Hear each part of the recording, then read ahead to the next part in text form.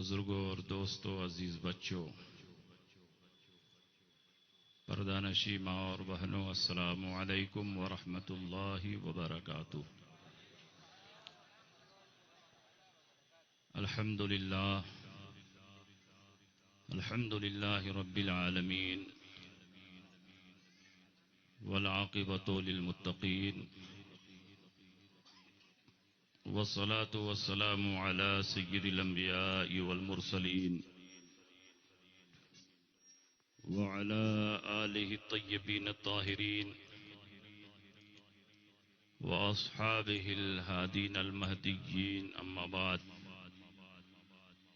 فاعوذ باللہ من الشیطان الرجیم، بسم اللہ الرحمن الرحیم۔ قد جاءکم من اللہ نور وکتاب مبین، آمنت باللہ صدق اللہ مولانا العظیم وصدق رسولہ النبی الامین المکین الکریم، ونحن على ذلك لمن الشاہدین والشاکرین، والحمد للہ رب العالمین۔ کچھ کہنے اور سننے سے پیشتر آئیے ہم اور آپ مل جل کر انتہائی خلوص و محبت اور احترام و عقیدت کے ساتھ گنبد خضرا میں آرام فرمانے والے آقا و مولا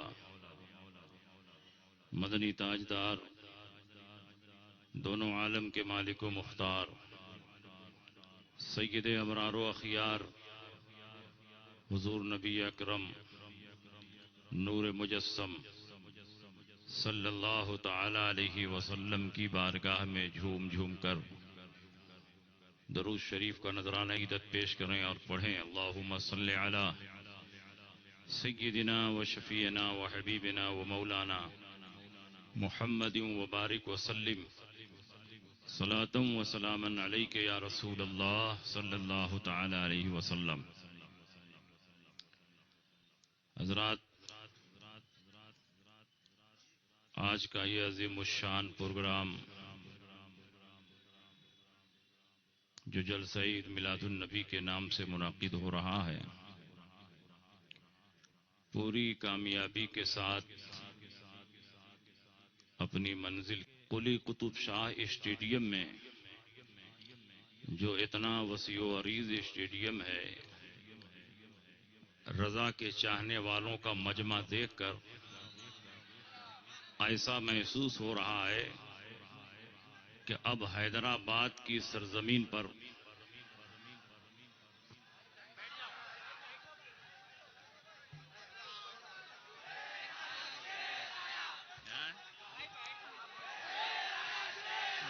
آگے نہ بڑھے، ایسے ہی آپ ٹھہرے رہیں۔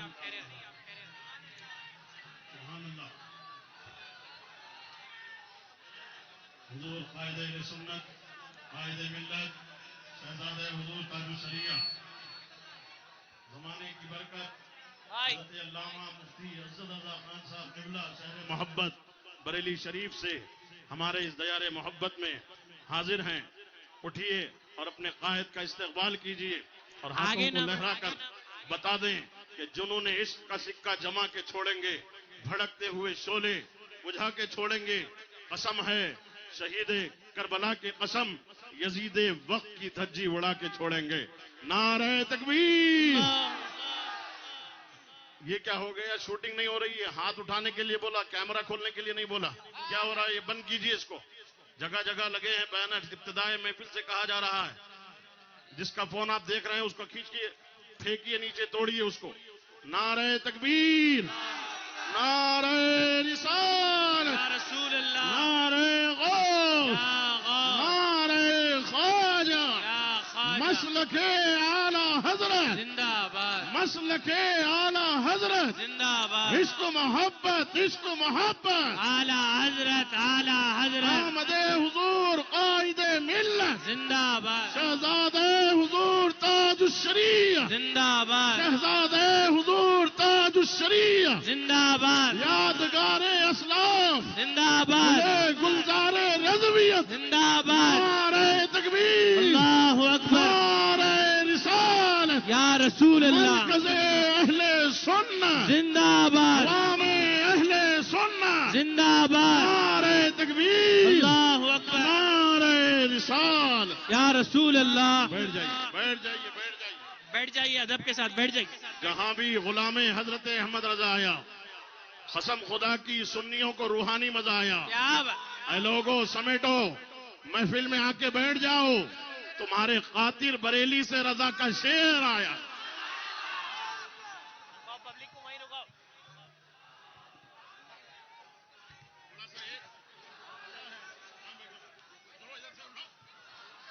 بس ماما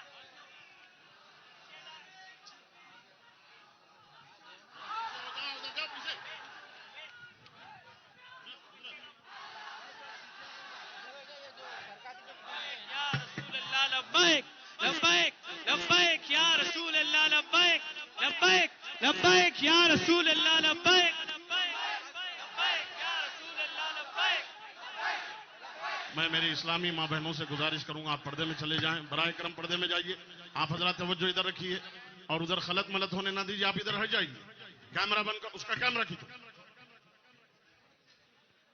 پردہ وہ ہلکا لگا ہوا ہے ٹوٹ جائے گا آپ حضرات ادھر ہٹیے محبت سے آپ نہیں سمجھتے ہٹ جائیے ادھر سے بند کرو فوٹو ویڈیو کیمرہ بند کرو ادب کے ساتھ سنو محفل آپ حضرات اطمینان و سکون کے ساتھ بیٹھیں آج کا یہ عظیم الشان اجلاس حضور نبی اکرم صلی اللہ تعالی علیہ وسلم کی ولادت اور میلاد کے حوالے سے منعقد ہے یہ پورا اسٹیڈیم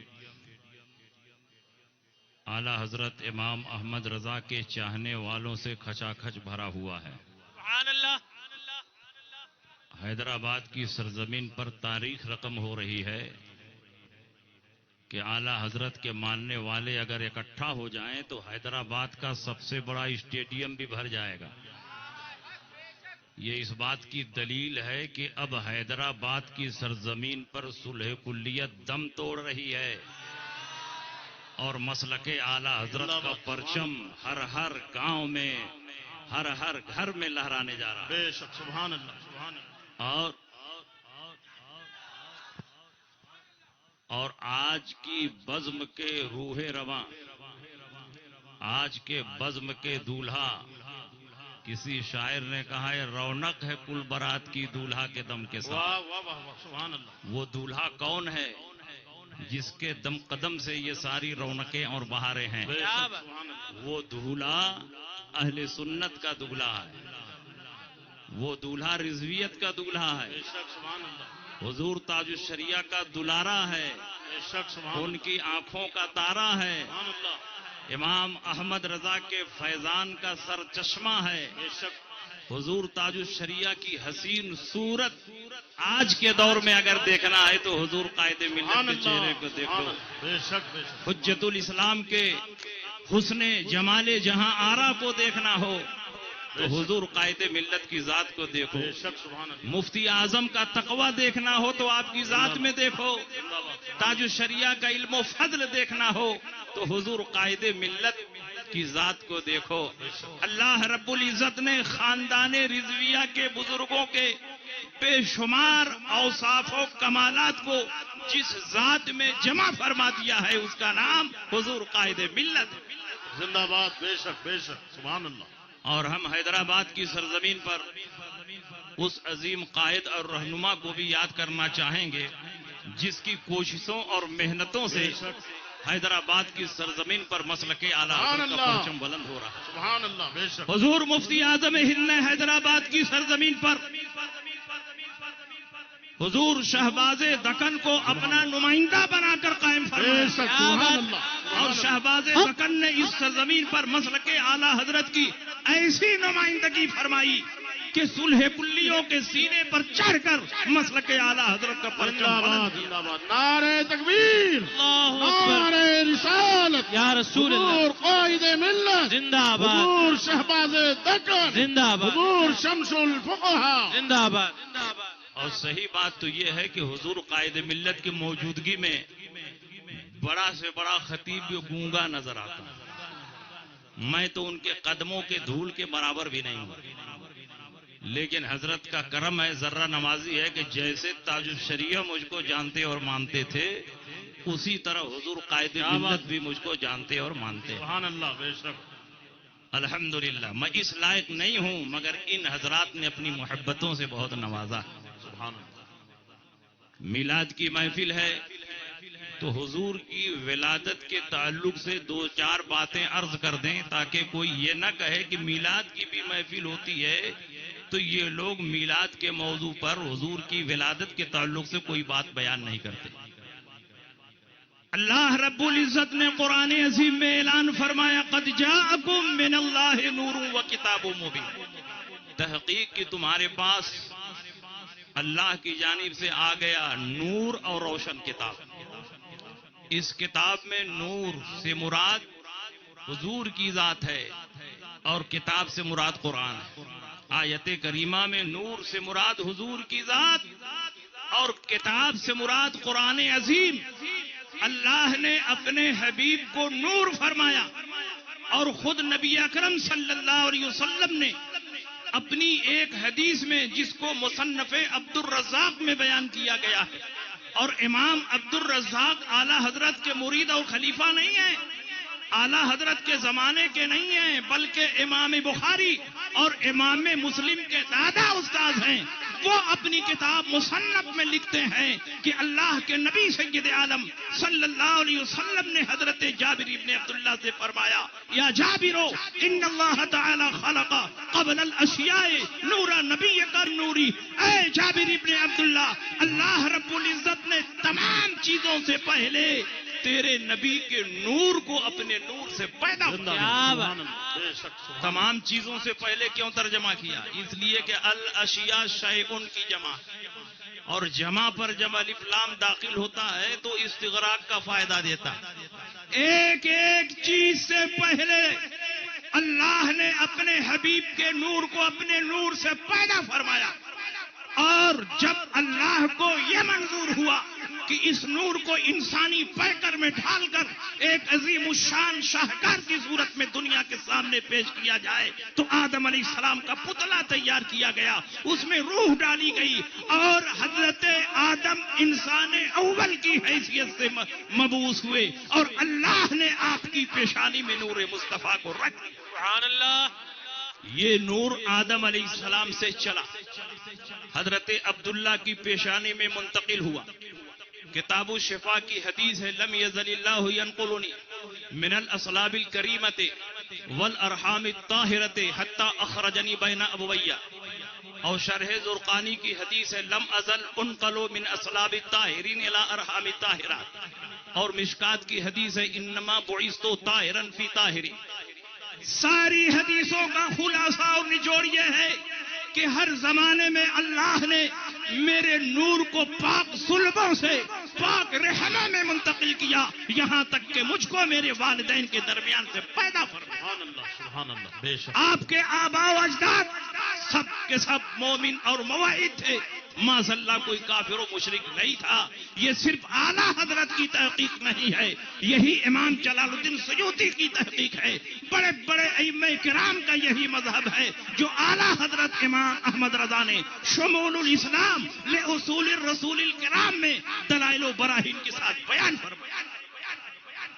جب حضرت آدم کی پیشانی سے نور چلا، حضرت عبداللہ کی پیشانی میں منتقل ہوا، آپ کی پیشانی آفتاب و مہتاب کی طرح جگمگانے لگی، ہر طرف نور کی شعاعیں پھوٹنے لگی، آپ اتنے حسین و جمیل اور خوبصورت نظر آنے لگے کہ عرب کی دوشیزائیں آپ پر فریفتہ اور شیفتہ ہونے لگی۔ آپ کے نور کی شہرت ملک شام ملک ایران تک پہنچنے لگی۔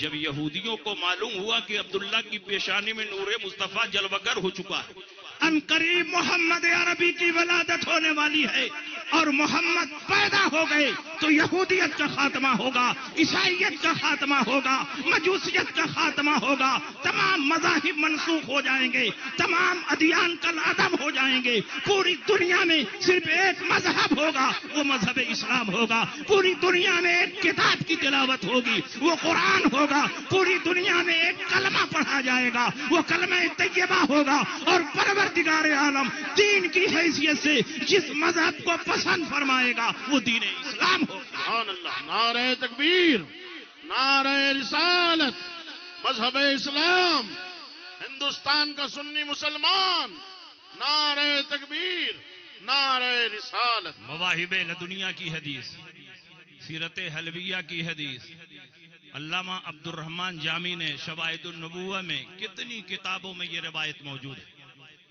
70 یہودی حضرت عبداللہ کے قتل کے ارادے سے چلے، ملک شام سے چلے، دن میں چھپ جاتے، راتوں کو سفر کرتے، مہینوں کی مسافت طے کرنے کے بعد جب مکہ مکرمہ پہنچے تو مضافات مکہ میں جنگلات میں چھپ گئے، حضرت عبداللہ کی آمد کا انتظار کرنے لگے۔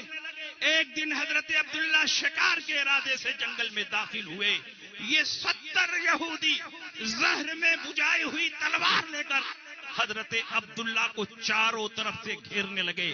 عین اس وقت حضرت وہب ابن عبد مناف جو حضرت آمنہ کے والد ہیں اور آگے چل کر حضور کے نانا ہوتے ہیں، جنگل میں داخل ہوئے، دیکھا میرے خاندان کا ایک نوجوان دشمنوں کے نرغے میں گھرا ہوا ہے، خاندانی غیرت بیدار ہوئی، بھاگتے ہوئے اپنے قبیلے میں آئے اور اپنے خاندان کے جوانوں کو اور قریش کی ایک بڑی جمعیت کو لے کر اس جنگل میں داخل ہوئے تاکہ دشمنوں سے حضرت عبداللہ کی حفاظت کی جائے۔ لیکن جنگل میں داخل ہونے کے بعد انہوں نے دیکھا کہ پروردگار عالم نے آسمان سے فرشتوں کی فوج اتار دی ہے اور ان فرشتوں نے ایک لمحے میں 70 یہودیوں کا خاتمہ کر دیا اور حضرت عبداللہ کی حفاظت۔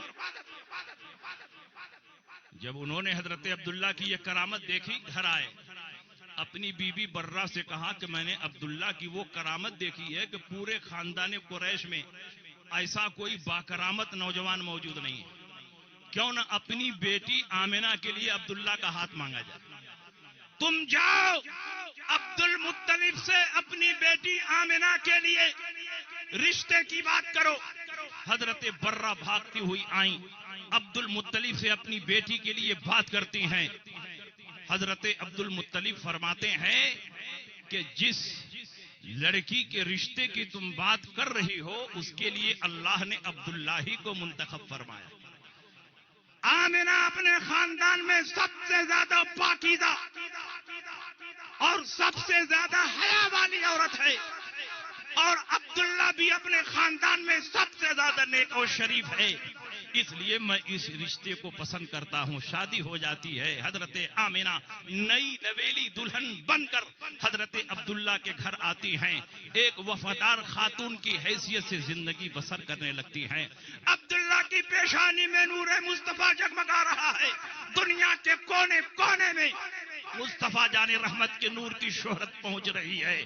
تاریخوں میں لکھا ہے کہ ملک شام کے بادشاہ کی بیٹی جس کا نام تاریخوں میں فاطمہ لکھا ہے، جب اس نے نور مصطفیٰ کو عبداللہ کی پیشانی میں چمکتے ہوئے اور اس کی شہرت کو جانا تو اس نور کی زیارت کے لیے مکہ مکرمہ آتی ہے۔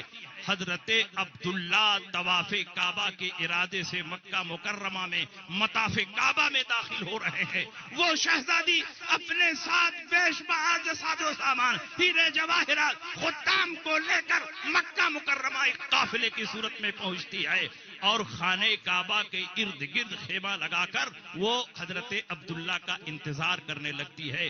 3 دن کے بعد حضرت عبداللہ مطاف کعبہ میں پہنچے، خانہ کعبہ کا طواف کر رہے تھے۔ لوگوں نے بتایا، اے شہزادی، جس عبداللہ کی پیشانی میں چمکنے والے نور کو دیکھنے کے لیے تم آئی ہو وہ خانہ کعبہ کا طواف کر رہے ہیں۔ حضرت عبداللہ طواف سے فارغ ہوئے، شہزادی اپنے خیمے سے باہر آئی، حضرت عبداللہ کی پیشانی کو دیکھا، آپ کی پیشانی میں نور مصطفیٰ جگمگا رہا ہے، آپ کا چہرہ اتنا حسین و جمیل اور خوبصورت ہے کہ وہ شہزادی بے اختیار اپنے چہرے سے نقاب کو الٹ دیتی ہے۔ جب حضرت عبداللہ نے اس کے حسن عالم تاب کو دیکھا، آپ کے دل کی دنیا دگرگوں ہونے لگی۔ شہزادی نے کہا، اے عبداللہ، میں تم سے نکاح کرنا چاہتی ہوں۔ حضرت عبداللہ نے کہا، میری شادی تو آمنہ سے ہو چکی ہے، دوسری شادی کے لیے میں اپنے باپ سے مشورہ کروں گا، اگر اجازت ملی تو تم سے بھی شادی کے لیے تیار ہوں۔ شہزادی نے کہا، ٹھیک ہے، تم جاؤ اپنے باپ سے مشورہ کرو۔ حضرت عبداللہ آتے ہیں، رات کو حضرت آمنہ کے ساتھ سوتے ہیں، اور اسی رات آپ کے دل میں خواہش مجامعت ڈال دی جاتی ہے، اور نتیجے میں وہ جزو نسل محمدی جو آدم علیہ السلام سے ہوتا ہوا عبداللہ تک پہنچا تھا، آمنہ کے رحم مبارک میں منتقل ہو گیا۔ وہ کون سی مبارک رات تھی جس میں نور مصطفیٰ آمنہ کے رحم میں منتقل ہوا؟ شیخ عبدالحق محدث دہلوی مدارج النبوہ میں لکھتے ہیں، آن نطفہ طاہرہ کہ واصل کل خیرات و مادہ جمیع برکات دری شب در بطن آمنہ منتقل شد۔ وہ نطفہ طیبہ اور طاہرہ جو تمام برکتوں کی اصل اور جڑ ہے، اسی جمعہ مبارکہ کی رات میں حضرت آمنہ کے رحم مبارک میں منتقل ہوا۔ سبحان اللہ، نعرہ تکبیر، نعرہ رسالت، برکات نور مصطفیٰ، نعرہ تکبیر، نعرہ رسالت۔ صبح ہوئی، حضرت عبداللہ نے شہزادی فاطمہ کا واقعہ اپنے والد سے بیان کیا، نکاح ثانی کی اجازت لی، آپ نے اجازت دی۔ حضرت عبداللہ بھاگتے ہوئے خانہ کعبہ کے پاس آئے اور شہزادی سے کہا، میں نکاح کے لیے تیار ہوں۔ شہزادی نے جیسے ہی آپ کی پیشانی کو دیکھا، آپ سے اعراض کیا۔ حضرت عبداللہ نے کہا، کل تک میرے چہرے کی ایک جھلک دیکھنے کے لیے تم بے چین و بے قرار تھی، آج مجھ کو دیکھ کر اعراض کر رہی ہو، نگاہیں پھیر رہی ہو۔ شہزادی نے کہا، اے عبداللہ، مجھے غلط نہ سمجھنا، خواہش نفس کی تکمیل کے لیے نکاح نہیں کر رہی تھی، بلکہ تیری پیشانی میں جو نور مصطفیٰ جگمگا رہا تھا اس سے انتساب فیض کرنا چاہتی تھی۔ میں یہ چاہتی تھی کہ جو بچہ تیری نسل میں پیدا ہونے والا ہے وہ میرے بطن سے پیدا ہو، تاکہ میدان محشر میں میں کسی اور کی ماں کہہ کر نہیں، محمد عربی زندہ باد، زندہ باد، سبحان اللہ، سبحان اللہ۔ مگر افسوس تیری پیشانی میں وہ نور موجود نہیں، تیری پیشانی میں وہ چمک موجود نہیں ہے، تیری پیشانی میں جو نور جگمگا رہا تھا لگتا ہے کسی اور عورت نے اس کو حاصل کر لیا ہے، تیرے وجود کے صدف میں جو گوہر چھپا ہوا تھا اس کو کسی اور عورت نے حاصل کر لیا ہے، اس لیے میں تم سے نکاح نہیں کر سکتی۔ آپ ذرا اندازہ لگائیں، نور مصطفیٰ جہاں جہاں ہے اپنی رحمتیں اور برکتیں برسا۔ حضرت آمنہ حاملہ ہوئی، حمل کے زمانے میں عورتوں کو بڑی تکلیفیں اور پریشانیاں ہوتی، لیکن وہ بچہ جو رحمت للعالمین بن کر آیا ہو وہ اپنی ماں کو کیسے پریشان کر سکتا ہے؟ آمنہ فرماتی ہیں، پیارے مصطفیٰ میرے بطن میں آئے اور حمل کے زمانے میں مجھ کو نہ کوئی تکلیف ہوئی نہ پریشانی ہوئی، راتوں کو میں سوتی تھی، ملائے اعلیٰ کے فرشتے آتے تھے اور محمد عربی کے پیدا ہونے کی بشارتیں سناتے تھے۔ 9 ماہ کی مدت اس طرح گزر گئی کہ مجھے احساس ہی نہیں ہوا۔ اب 12 ربیع الاول کی وہ مقدس رات آتی ہے، آمنہ فرماتی ہیں، میں اپنے حجرے میں اکیلی تھی، عبد المطلب طواف کعبہ کو گئے ہوئے تھے، حضرت عبداللہ کا حضور کی پیدائش سے 4 ماہ پہلے مدینہ منورہ میں انتقال ہو چکا تھا۔ میں اپنے حجرے میں اکیلی تھی، چھت کی طرف نگاہ اٹھا کر میں نے دیکھا، چھت شق ہوئی اور کوئی بھاری بھرکن چیز میرے حجرے میں داخل ہوئی، میں خوف زدہ ہوئی۔ پھر میں نے دیکھا کہ ایک سفید پرندہ آیا، میرے اوپر اپنے پر کو مل دیا، سارا خوف ہرن ہو گیا۔ میں بہت پیاسی تھی، غیب سے ایک پیالہ پیش کیا گیا جس میں دودھ کی طرح کوئی سفید چیز تھی، میں نے اٹھا کر اس کو پی لیا، شہد کی طرح میٹھی چیز نکلی۔ اس کے بعد میں نے دیکھا چھت کے راستے سے دراز قامت خوبصورت عورتیں جو عبد مناف کی بیٹیوں کے مشابہ ہیں میرے حجرے میں مسلسل داخل ہو رہی ہیں، مجھ کو مبارکباد پیش کر رہی ہیں، اے آمنہ مبارک ہو، محمد عربی پیدا ہونے والے ہیں، سید الانبیاء پیدا ہونے والے ہیں، امام المرسلین پیدا ہونے والے ہیں۔ اور جب وہ ساعت سعید قریب آتی ہے، آمنہ فرماتی ہے میں نے دیکھا کہ میرے سامنے ایک ریشمی پردہ آویزہ کیا گیا، غیب سے ندا آئی، اے آمنہ اس پردے کو پکڑ لے۔ جیسے ہی میں نے اس پردے کو تھاما، میں نے دیکھا میرے نگاہوں کے سارے حجابات ہٹ گئے، سارے پردے ہٹ گئے۔ میں نے زمین کے مشرق کو بھی دیکھا، زمین کے مغرب کو بھی دیکھا، زمین کے شمال کو بھی دیکھا، زمین کے جنوب کو بھی دیکھا۔ میں نے دیکھا کائنات عالم میں 3 جھنڈا لہرا رہا ہے، ایک مشرق میں، ایک مغرب میں، ایک بام کعبہ پر لہرا رہا ہے۔ پھر وہ ساعت سعید قریب آتی ہے، آواز آتی ہے آمنہ زمین پر لیٹ جا، محمد عربی کی ولادت ہونے والی ہے۔ محمد عربی سید عالم صلی اللہ علیہ وسلم 12 ربیع الاول کو صبح صادق کے وقت حضرت آمنہ کے گھر پیدا ہوتے ہیں۔ آمنہ فرماتی ہے محمد عربی پیدا ہوئے، پیدا ہوتے ہی سر کو سجدے میں رکھ دیا اور رب حبلی امتی کی صدائیں بلند۔ سبحان اللہ۔ اور سنیے ایک اور روایت، یہ صفیہ بنت عبد المطلب کی روایت ہے جو حضور کی پھوپھی ہیں۔ وہ فرماتی ہیں جس رات حضور علیہ السلام کی پیدائش ہو رہی تھی میں آمنہ کے پاس موجود تھی۔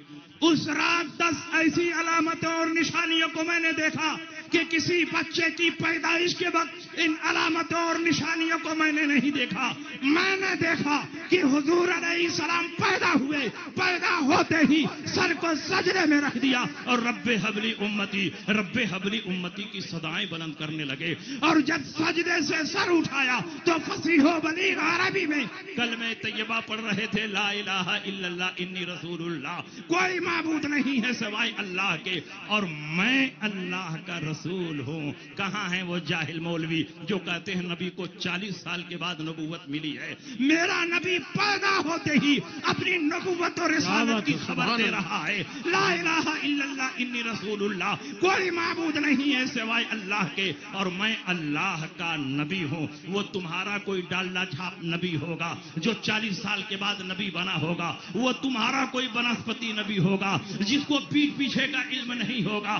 ہم جس نبی کا کلمہ پڑھتے ہیں وہ 40 سال کے بعد نبی نہیں بنا، بلکہ پروردگار عالم نے پیدا ہوتے ہی اس کو نبوت و رسالت سے سرفراز فرما دیا۔ بلکہ اس وقت بھی میرا نبی تھا، میرا نبی تھا جب آدم علیہ السلام پیدا نہیں ہوئے تھے، جب آدم علیہ السلام پیدا نہیں ہوئے تھے اس وقت بھی میرے نبی تھے۔ کنت نبیّا وآدم بین الماء والجسد، میں اس وقت بھی نبی تھا جب آدم علیہ السلام آب و گل کی منزلیں طے کر رہے تھے۔ کنت نبیّا وآدم بین الروح والجسد، میں اس وقت بھی نبی تھا جب آدم علیہ السلام آب و گل کی منزلیں، روح اور جسد کی منزلیں طے کر رہے تھے۔ کس نبی کی تم بات کر رہے ہو؟ ہم جس نبی کا کلمہ پڑھتے ہیں وہ نبی ایسا نبی ہے کہ جب قبرستان سے گزرتا ہے مردوں کے حالات کو دیکھتا ہے، کس پر عذاب ہو رہا ہے، کس کو ثواب دیا جا رہا ہے۔ مکے میں ہوتا ہے مدینے کے حالات کو دیکھتا ہے، مدینے میں ہوتا ہے جنگ روم کا مشاہدہ کرتا ہے، منبر پر ہوتا ہے قیامت تک کے احوال کو صحابہ کے سامنے بیان کرتا ہے، زمین پر ہوتا ہے اپنے حوض کوثر کو دیکھتا ہے، اور جب آسمان سے گزرتا ہے زمین پر چلنے والے انسانوں کے دلوں کو پڑھتا ہے۔ اعلیٰ حضرت نے اسی عقیدے کی ترجمانی فرمائی، سر عرش پر ہے تیرا گزر، دل فرش پر ہے تیری نظر، ملکوت ملک میں کوئی شے نہیں وہ جو تجھ پہ آیا نہیں، وہ خدا کا یہی ہے در، نہیں اور کوئی مفر مکر، جو وہاں سے ہو یہی آگے ہو، جو یہاں نہیں تو وہاں نہیں۔ میرے نبی کو اللہ نے وہ علم دیا کہ تمام اولین و آخرین کے علم کو پیارے مصطفیٰ کے علم میں جمع فرما دیا۔ میرا نبی بے اختیار نہیں، ہم جس نبی کا کلمہ پڑھتے ہیں اللہ نے اس نبی کو اتنا پاور اور اختیار دیا ہے اگر وہ نبی چاند کی طرف اشارہ کر دے چاند 2 ٹکڑے ہو جائے، سورج کی طرف اشارہ کر دے ڈوبا ہوا سورج پلٹ آئے، پیڑ کی طرف اشارہ کر دے انسانوں کی طرح چلتا ہوا نبی کی بارگاہ میں سجدہ ریز ہو جائے، کنکر کی طرف اشارہ کر دے آپ کا کلمہ پڑھنے لگے، اور جانور کی طرف اشارہ کر دے تو انسانوں کی طرح کلام کرنے لگے، سورج الٹے پاؤں پلٹے، چاند اشارے سے ہو چاند، اندھے نجدی دیکھ لے قدرت رسول اللہ کی، اشارے سے چاند کو چیر دیا، ڈوبے ہوئے خور کو پھیر دیا، گئے ہوئے دن کو عصر کیا، یہ تاب و تمام تمہارے۔ سبحان اللہ سبحان اللہ۔ آمنہ فرماتی ہے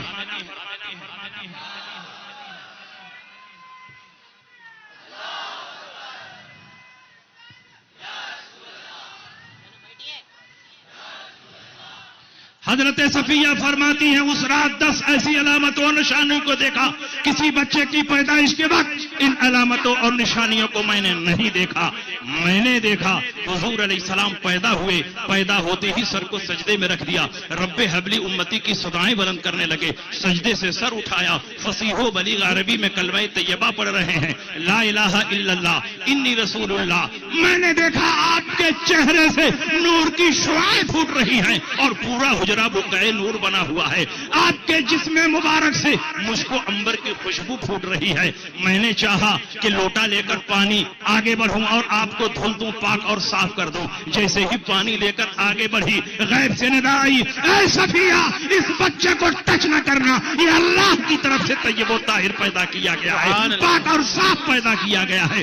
صفیہ کہتی ہیں کہ میں نے چاہا کہ اس بچے کے جسم پر کپڑا لپیٹ دوں. جب کپڑا لپیٹنے کے لیے آگے بڑھی تو دیکھا دونوں شانوں کے درمیان مہر نبوت ہے جو آفتاب و مہتاب کی طرح روشن ہے، اور اس کے نیچے کلمہ طیبہ لکھا ہوا ہے، لا الہ الا اللہ محمد الرسول اللہ. صفیہ فرماتی ہیں کہ میں نے سوچا کہ ذرا چیک کروں آمینہ کے ہاں آج جو بچہ پیدا ہوا ہے وہ لڑکی ہے کہ لڑکا ہے. جب چیک کرنے کے لیے آگے بڑھی تو یہ دیکھ کر میں حیران رہ گئی کہ 12 ربیع الاول کو آمینہ کے گھر جو بچہ پیدا ہوا ہے وہ اللہ کی طرف سے ختنہ شدہ پیدا ہوا ہے اور ناف بریدہ پیدا ہوا ہے. کسی عورت نے نبی کی ناف مبارک کو کاٹا نہیں اور کسی مرد نے آپ کا ختنہ نہیں کیا، بلکہ من جانب اللہ پیارے مصطفیٰ مختون پیدا کیے گئے ہیں. میں آپ سے پوچھنا چاہتا ہوں، اتنی ساری علامتیں، اتنی ساری نشانیاں ظاہر ہو رہی ہیں، یہ تو وہ علامتیں اور نشانیاں ہیں جو حجرہ آمنہ میں ظاہر ہو رہی ہیں.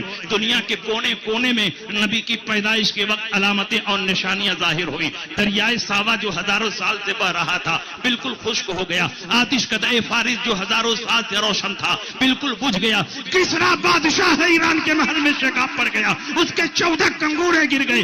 بادشاہ بہت حیران ہوا، اپنے ملک کے نجومیوں اور کاہنوں کو اکٹھا کیا کہ میں نے اتنا مضبوط اور مستحکم محل بنایا، آخر اس میں شکاف کیوں پڑ گیا، 14 کنگورے کیوں گر گئے؟ ان پرانی کتابوں کا علم رکھنے والوں نے بتایا کہ ہم نے اپنی کتابوں میں پڑھا ہے جب مکے کی سرزمین پر محمد عربی پیدا ہوں گے تو بادشاہ ایران کے محل میں شکاف پڑ جائے گا، اس کے 14 کنگورے گر جائیں گے. لگتا ہے مکے کی سرزمین پر محمد عربی کی ولادت ہو چکی ہے.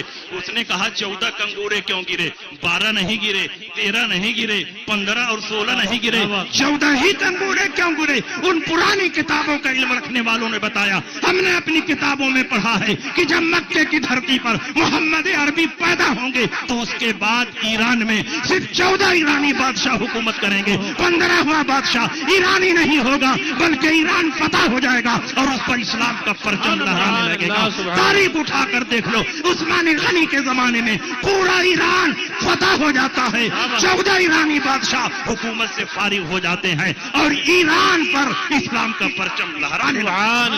نعرہ تکبیر، اللہ اکبر، نعرہ رسالت، یا رسول اللہ، جشن آمد مصطفیٰ، زندہ آباد، جشن آمد مصطفیٰ، زندہ آباد. نعرہ تکبیر، نعرہ رسالت. حضور علیہ السلام کی پیدائش کے تعلق سے روایتیں بیان کریں تو بہت ساری روایتیں ہیں. اتنی روایتیں ہیں کہ کئی گھنٹہ تقریر ہوتی رہے گی لیکن ولادت کی روایتیں اور اس وقت کے معجزات کا بیان کمپلیٹ نہیں ہوگا. لیکن آج سب سے زیادہ ضروری ہے کہ آپ مسلک اعلی حضرت پر مضبوطی سے قائم ہو جاؤ، کیونکہ یہ فتنوں کا دور ہے.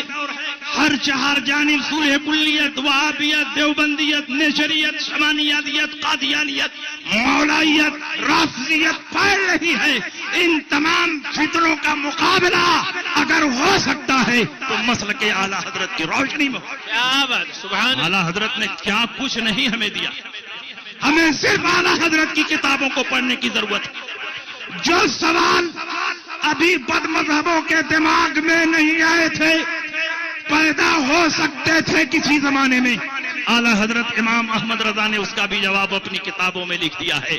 اعلیٰ حضرت امام احمد رضا ہمارے محسن ہیں، کرم فرما ہیں، انہوں نے ہمارے دین و ایمان کی حفاظت کی ہے. اس لیے مجلس کوئی بھی ہو، چاہے معراج النبی کی مجلس ہو، چھٹی شریف کی مجلس ہو یا ربیع شریف کی مجلس ہو، میلاد کی محفل ہو، ہر جگہ جہاں اور عنوان پر ہم تقریریں کریں گے، خصوصیت کے ساتھ اعلیٰ حضرت امام احمد رضا کی عظمت بھی بیان. اور حیدرآباد کی سرزمین پر تو اور زیادہ ضروری ہے کہ اعلیٰ حضرت امام احمد رضا کی عظمت کو بیان کیا جائے. اسی حیدرآباد میں ایک بہت پرانا دارالعلوم ہے، 100 سال سے بھی زیادہ اس دارالعلوم کو ہو چکے ہیں، اور پورے حیدرآباد میں وہ ادارہ صلح کلیت تہران، وہ ادارہ اور اس کے ارکان، اس کے مدرسین اور علماء پورے ہندوستان میں یہ پرچار کرتے ہیں کہ حیدرآباد کے مشائخ نے کبھی حسام الحرمین کی تصدیق نہیں کی، کبھی علماء دیوبند کی تکفیر نہیں کی. اس لیے ہم اپنے مشائخ کے مسلک پر ہیں، اس لیے ہم کسی کلمہ گو کی تکفیر نہیں کر سکتے، کیونکہ ہمارے مشائخ نے کسی کلمہ گو کو کافر نہیں کہا. میں کہتا ہوں تمہارا مطالعہ ناقص ہے، تم نے کتابوں کا مطالعہ نہیں کیا. حضرت امام ربانی کے صاحبزادے ہیں مولانا ابو الخیر، ان کے حالات میں ایک کتاب لکھی گئی ہے مقامات خیر. مقامات خیر صفحہ 616 کے حاشیے میں یہ واقعہ تحریر ہے، آپ اس کو اٹھائیں اور پڑھ لیں. شارح بخاری علامہ مفتی شریف الحق امجدی علیہ رحمت و رضوان نے سنی دیوبندی اختلافات کا منصفانہ جائزہ لکھا ہے اور دیوبندیوں کی کمر توڑ کر رکھ دی ہے. اس میں بھی اس واقعے کو خاص طور پر تحریر فرمایا. حیدرآباد میں ایک مسجد ہے جس کو مکہ مسجد کہتے ہیں. آج کا امام جو بھی ہو، لیکن 100 سال پہلے مکہ مسجد کا امام سنی تھا، صحیح العقیدہ تھا، حسام الحرمین کی تصدیق کرنے والا تھا، اعلیٰ حضرت کے عقیدہ اور فکر سے اتفاق رکھنے والا تھا. اس وقت مکہ مسجد کے امام تھے حضرت پیر سید محمد جیلانی بغدادی قادری رفاعی خالدی نقشبندی حیدرآبادی ثم مدنی. اتنی ساری نسبتیں ان کے نام کے ساتھ جڑی ہوئی. نسبت یاد رہے گی، پیر طریقت حضرت سید محمد جیلانی بغدادی قادری رفاعی نقشبندی خالدی حیدرآبادی ثم مدنی. جس زمانے میں مولوی اشرف علی تھانوی نے حفظ الایمان لکھی اور صفحہ 7 پر نبی کے علم کو چوپایوں اور پاگلوں سے تشبیہ دی، پورے ہندوستان میں آگ لگ گئی. حفظ الایمان کے رد میں 1-2 نہیں درجنوں کتابیں لکھی گئی، اور خصوصیت کے ساتھ اعلیٰ حضرت امام احمد رضا فاضل بریلوی نے حفظ الایمان کا رد بلیغ فرمایا.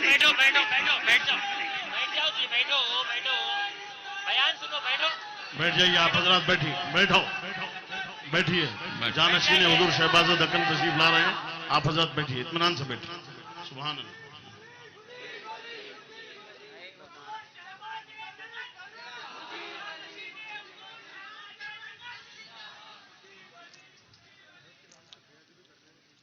تشریف رکھیں آپ لوگ.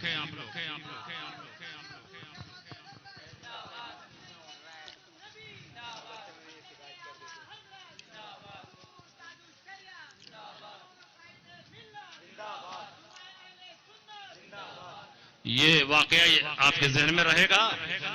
صلح کلیوں کو جواب دے پائیں گے کہ نہیں جواب دے پائیں گے؟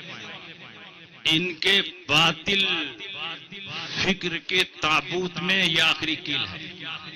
یہ کہتے ہمارے مشائخ نے کسی کی تکفیر نہیں کی ہے.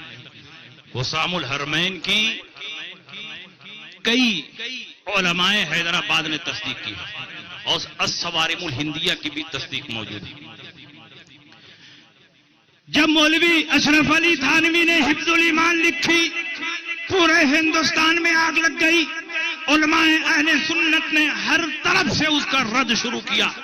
تو حیدرآباد میں بھی وہ رسالہ پہنچا پیر سید محمد جیلانی بغدادی نماز پڑھا کر باہر نکل رہے تھے، سیڑھی پر کسی مقتدی نے آپ کو رسالہ پیش کیا، کہا حضرت یہ رسالہ آپ پڑھ لیجئے، حفظ الایمان ہے، اور صفحہ 7 کی عبارت خصوصیت کے ساتھ پڑھ لیجئے اور بتائیے کہ یہ عبارت کفری ہے یا نہیں ہے۔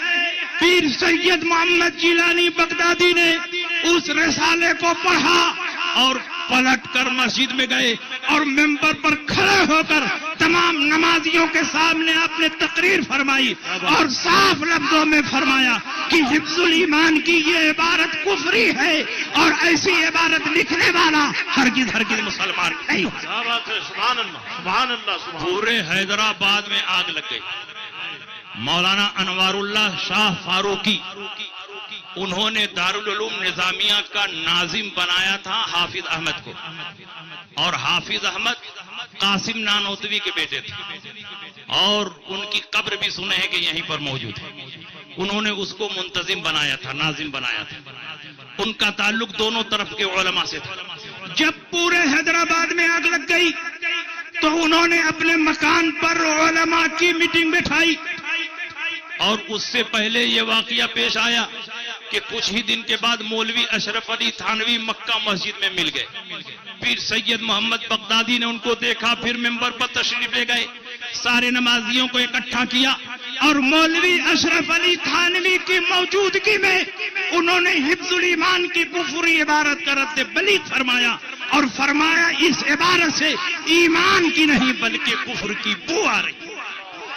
جب پورے حیدرآباد میں آگ لگ گئی، ہر طرف اختلاف برپا ہو گیا، تو حافظ احمد نے اپنے مکان پر علماء حیدرآباد کی میٹنگ کی۔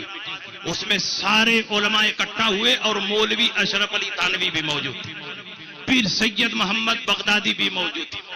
علماء کو اختیار دیا گیا کہ آپ لوگ حفظ الایمان کا مطالعہ کر کے آئے ہیں، اپنی اپنی رائے کا اظہار فرمائیں۔ علماء نے حفظ الایمان پر اپنی رائے کو ظاہر کی۔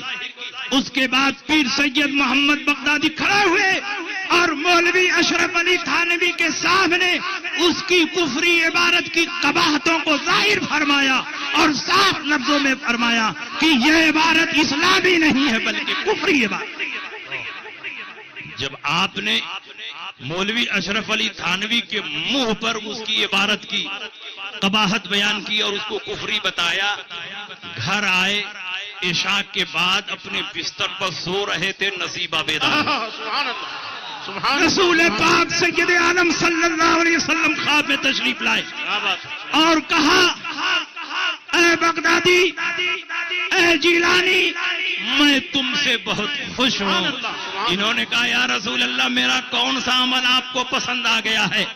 تو رسول پاک نے پیر سید محمد جیلانی بغدادی سے فرمایا کہ تم نے حفظ الایمان کی کفری عبارت کی جو قباحتیں برملا بیان کی ہیں، اس سے میں اتنا خوش ہوں کہ اب مانگو کیا مانگتے ہو، تمہاری ہر مراد پوری کی جائے گی۔ تم اپنی التجا پیش کرو، تمہاری التجا قبول کی جائے گی۔ نعرہ تکبیر، نعرہ رسالت، یا رسول اللہ، علماء حق اہل سنت و جماعت، نعرہ تکبیر، نعرہ رسالت، مسلک اعلی حضرت۔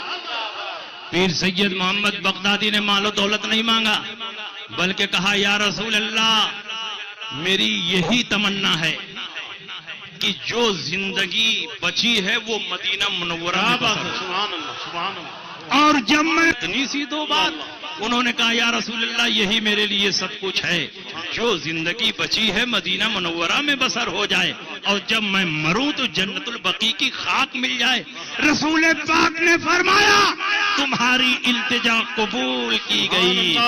چند دنوں میں احمد بغدادی نے صرف ایک کتاب کی کفری عبارت کو بیان کیا تو رسول پاک کی بارگاہ میں محبوبیت کا یہ درجہ ہے، اور امام احمد رضا پوری زندگی وہابیوں سے جہاد کرتے رہے، تو امام احمد رضا کا رسول پاک کی بارگاہ میں محبوبیت کا کیا مقام ہوگا، اس کا اندازہ ہم اور آپ نہیں لگا سکتے۔ کیا بات ہے، نعرہ تکبیر، نعرہ رسالت، عشق محبت، عشق محبت، اعلیٰ حضرت، اعلیٰ عشق محبت عشق محبت اعلی حضرت اعلی حضرت پیار محبت پیار محبت اعلی حضرت اعلی حضرت نعرہ تکبیر اللہ اکبر نعرہ رسالت نے 2 کتاب لکھی ہے.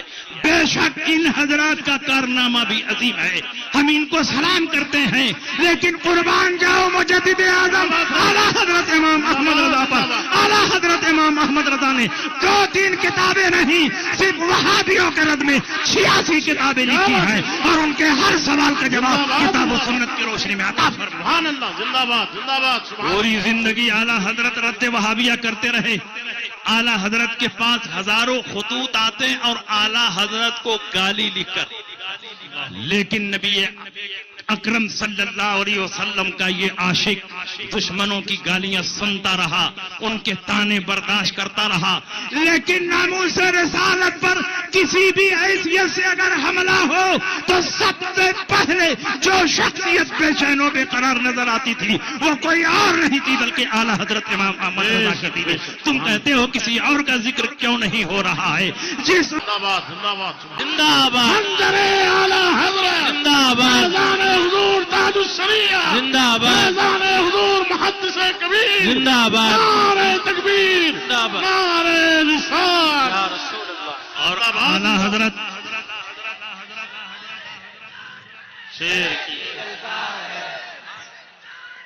شیر کی للکار ہے.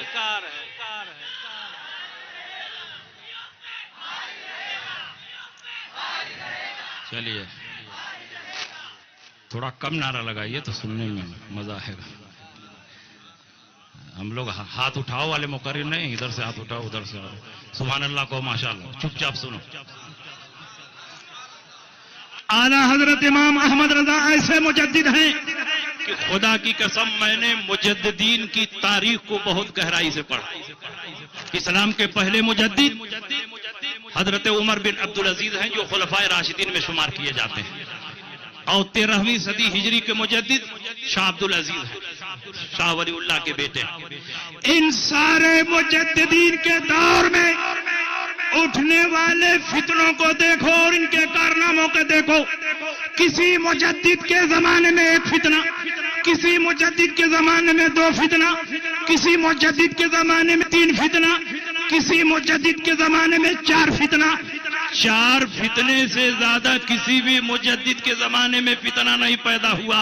لیکن اعلیٰ حضرت جس دور میں پیدا ہوئے 1 دور 4 فتنہ نہیں تھا, سینکڑوں فتنے تھے. وہابیت کا فتنہ, نیچریت کا فتنہ, قادیانیت کا فتنہ, شمانیازیت کا فتنہ, رافضیت کا فتنہ, مولائیت کا فتنہ, صلح کلیت کا فتنہ, اسماعیلیت کا فتنہ, الیاسیت کا فتنہ, ندویت کا فتنہ, مودودیت کا فتنہ, اور آریہ سماج کا فتنہ, یہود و نصارہ کا فتنہ. ان تمام فتنوں کے مقابلے میں سد سکندری بن کر جو ذات کھڑی رہی وہ اعلیٰ حضرت امام احمد رضا. سبحان اللہ سبحان اللہ سبحان اللہ. اور اعلیٰ حضرت نے صرف بریلی میں رہ کر وہابیوں کی کمر نہیں توڑی ہے, جی جی بے شک بلکہ حرمین طیبین کی سرزمین پر پہنچ کر بھی وہابیوں کی کمر توڑ دی. سبحان اللہ سبحان اللہ. اعلیٰ حضرت کے بڑے بیٹے حجت الاسلام مولانا حامد رضا حج کے لیے جا رہے تھے, اور مولانا وسیع احمد محدث سورتی کے بیٹے سلطان الواعظین مولانا عبد الاحد بھی حج کے لیے جا رہے تھے. اور یہ مولانا عبد الاحد وہ ہیں کہ جب پیلی بھیت میں ان کی شادی ہوئی تو اعلیٰ حضرت باراتی بن کر گئے. محدث سورتی سے اتنی محبت فرماتے تھے اعلیٰ حضرت کہ پیلی بھیت جب آپ تشریف لے گئے تو محدث سورتی کی وجہ سے تشریف لے گئے. اور محدث سورتی کے پاس جب اعلیٰ حضرت خط لکھتے تھے تو اعلیٰ حضرت ان کو جن الفاظ میں یاد کرتے تھے اس کو دل کی تختی پر نوٹ کر لو. الاسد الاسد, الاشد الارشد, کنز الکرامت, جبل الاستقامت. اور عام گفتگو میں جب اعلیٰ حضرت ان کو پوری زندگی محدث سورتی نے اعلیٰ حضرت امام احمد رضا سے اختلاف نہیں. اور آج تو فارسی کی پہلی پڑھانے کی جن کو تمیز نہیں وہ اعلیٰ حضرت سے اختلاف کر رہا ہے اور کہہ رہے ہیں کیا اختلاف کا دروازہ بند ہو گیا ہے. امام اعظم کے شاگردوں نے امام اعظم سے اختلاف کیا. ارے پہلے امام اعظم کے شاگردوں کی طرف بنو تب امام اعظم سے اختلاف کرو. پہلے اعلی حضرت کے شاگردوں کے شاگرد کے برابر بنو.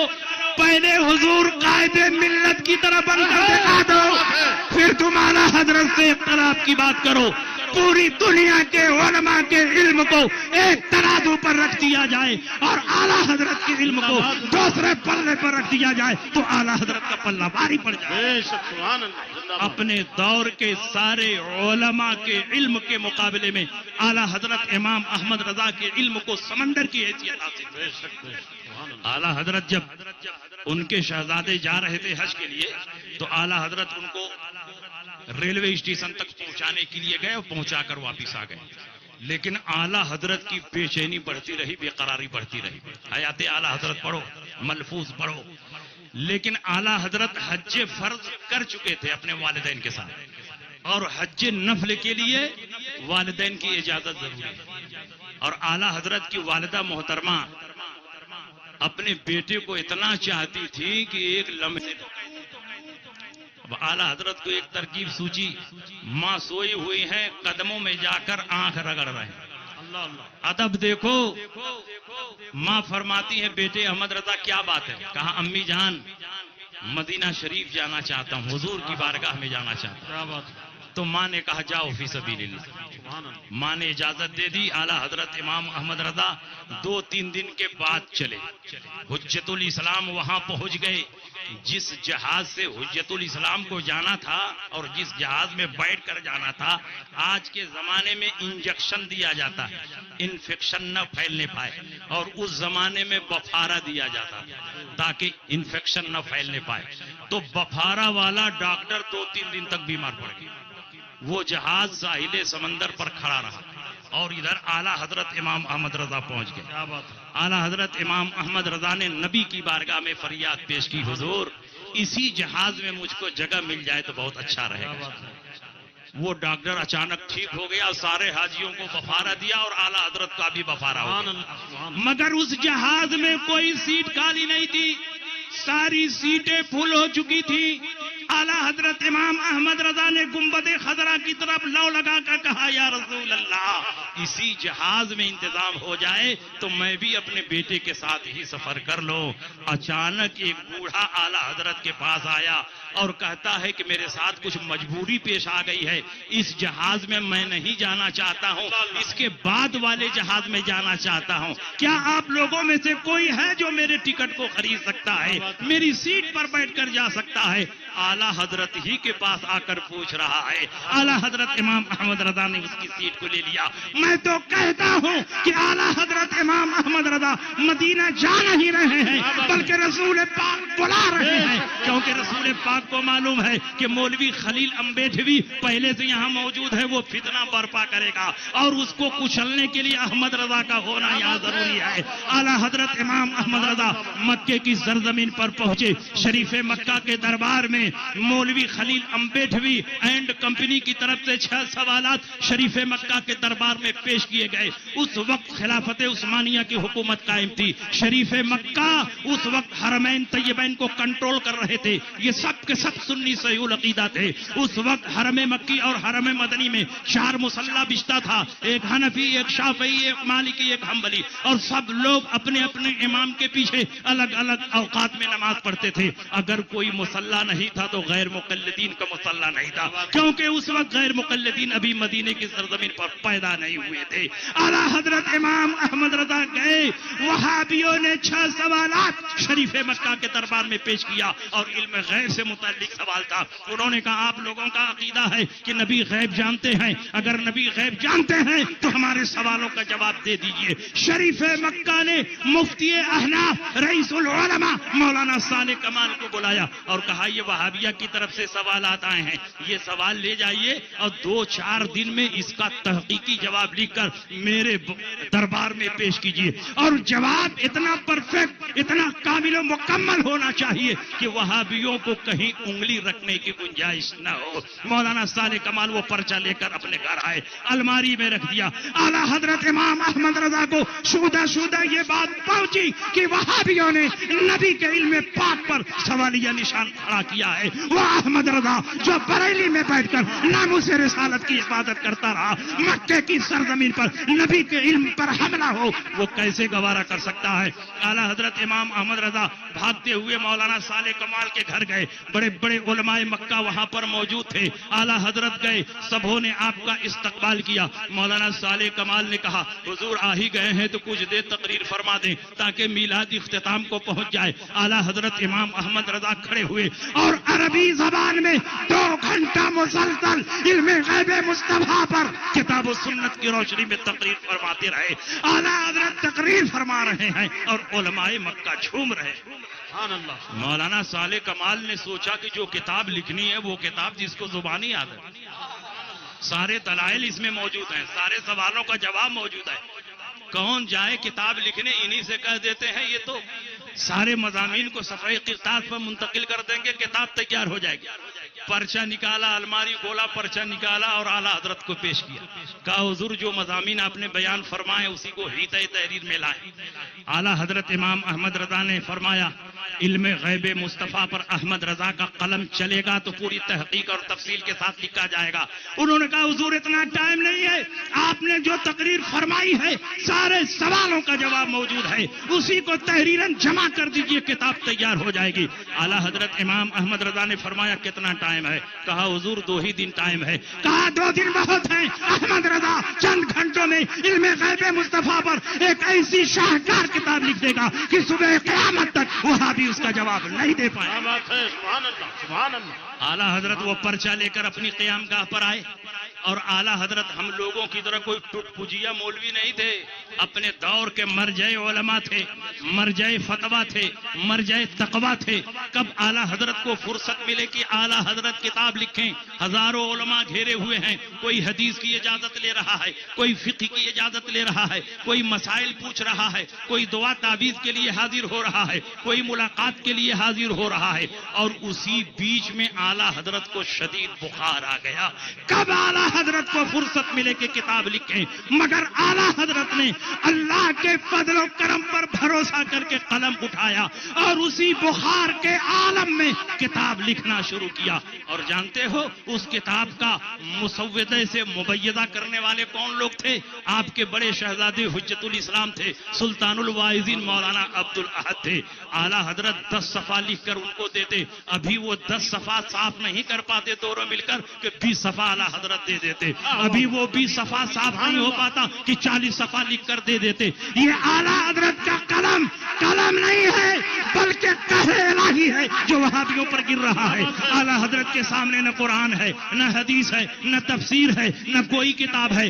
اپنی یادداشت پر بھروسہ کر کے اعلیٰ حضرت بغیر کسی کتاب کو دیکھے ہوئے بڑی تیزی کے ساتھ لکھتے چلے جا رہے ہیں، اور مجموعی طور پر صرف 8.5 گھنٹے میں عربی زبان میں کتاب و سنت کی روشنی میں الدولۃ المکیہ بالمادۃ الغیبیہ کے نام سے اعلیٰ حضرت امام احمد رضا نے ایک ایسی عظیم الشان کتاب لکھ دی کہ شریف مکہ کے دربار میں جب یہ کتاب پڑھی جا رہی تھی تو ابھی آدھی کتاب سنائی گئی اور شریف مکہ نے سنیوں کو ڈگری دے دی، سنیوں کے حق میں فیصلہ دے دیا اور فرمایا اللہ یؤتی وہؤلاء یمنعون، اللہ اپنے حبیب کو غیب کا علم عطا فرماتا ہے اور یہ وہابی اس کا انکار کرتے ہیں۔ اعلیٰ حضرت جب الدولۃ المکیہ کی دولت لے کر بمبئی آئے، پانی کے جہاز سے گئے تھے، پانی کے جہاز سے واپس آئے۔ اکرام امام احمد رضا جو مفتی برہان الحق صاحب جو اعلیٰ حضرت کے مرید بھی ہیں، اعلیٰ حضرت کے خلیفہ بھی ہیں، اعلیٰ حضرت کے شاگرد بھی ہیں، اور درجنوں خطوط میں اعلیٰ حضرت نے ان کو اپنا روحانی فرزند فرمایا۔ اور جبل پور اعلیٰ حضرت جاتے تھے تو مفتی عبدالسلام اور مفتی برہان الحق کے لیے اور انہی کی دعوت پر جاتے تھے۔ اعلیٰ حضرت امام احمد رضا سے پوچھا گیا حضور آپ کے سامنے کوئی کتاب نہیں تھی، آپ نے بغیر کسی کتاب کو دیکھے ہوئے اتنی ضخیم کتاب عربی زبان میں دلائل و براہین کی روشنی میں کیسے لکھ دی؟